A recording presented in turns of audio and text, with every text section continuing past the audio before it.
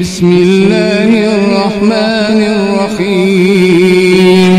اقرأ باسم ربك الذي خلق خلق الإنسان من علق اقرأ وربك الأكرم الذي علم بالقلم علم الإنسان ما لم يعلم كلا إن الإنسان ليطغى أن رآه استغنى إن إلى ربك الرجعى أرأيت الذي ينهى عبدا إذا صلى أرأيت إن كان على الهدى أو أمر بالتقوى أرأيت إن كذب وتولى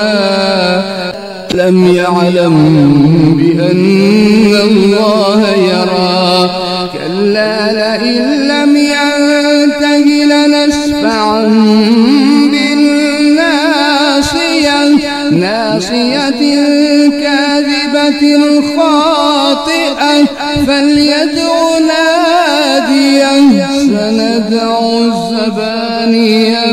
كلا لا تطعه واسجد واقترب